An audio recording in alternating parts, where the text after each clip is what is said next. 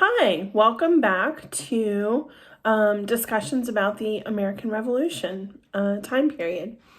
So, the assignment this week is choosing a location from a list that pertains to the American Revolution and sort of analyzing it for the value of visiting this location and also what has happened within this location to preserve American history.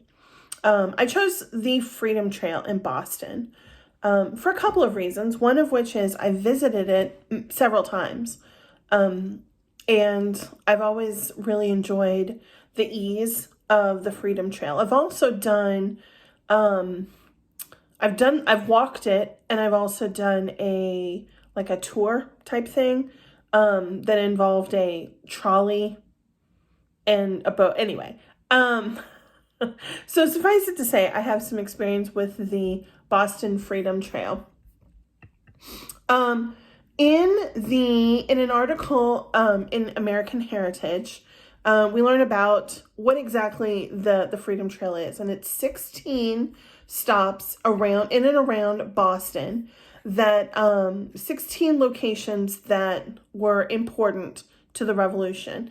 And what's very interesting is that the trail is marked out for you, either with red brick or with a red painted line. In various locations, it's one or the other. But it's very easy to follow, very user-friendly. And it begins in Boston Common, which is one of the oldest parks in Boston. And it was the location of where the British forces launched their assault in the battles of Lexington and Concord. So this is really where we would consider the battle starting. It goes to the Massachusetts State House. Some of the burial grounds for famous revolutionaries such as John Hancock, Samuel Adams, and Paul Revere. It also goes to, and I'm not going to go through all of them, but it also goes to the Old South Meeting House that was originally a Puritan place of worship, but it's also the location of the conversations that led to the Boston Tea Party. Another place that is pretty important is Faneuil Hall, which was the location of which. Let me back up a sec. Faneuil Hall is now like marketplaces. It has restaurants and things like that.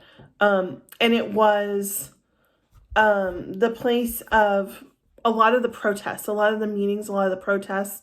Some of the punishments that we read about and that we hear about in that time period occurred there.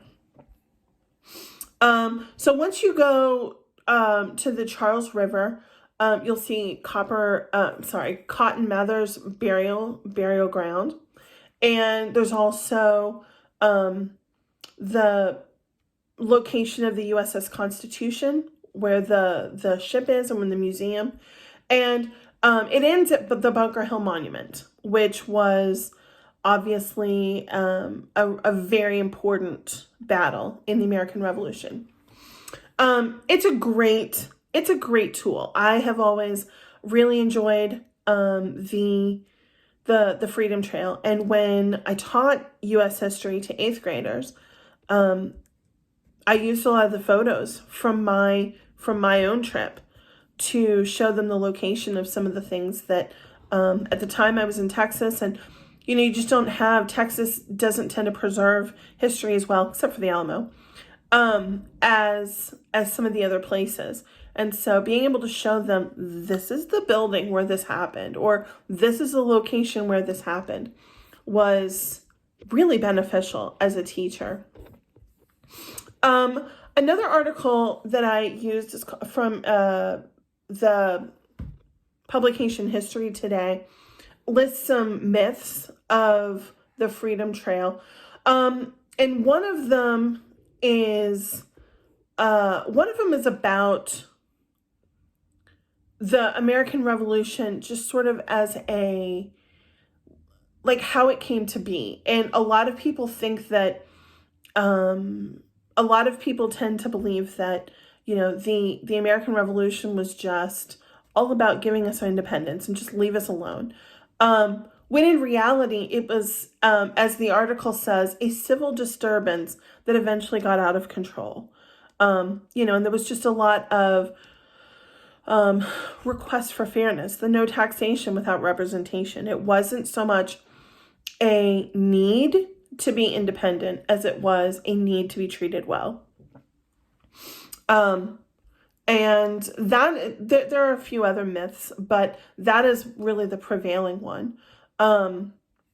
Anyway, as a whole, I believe that the Freedom Trail is a great resource, and honestly, I'd love to go and visit it again. Thanks.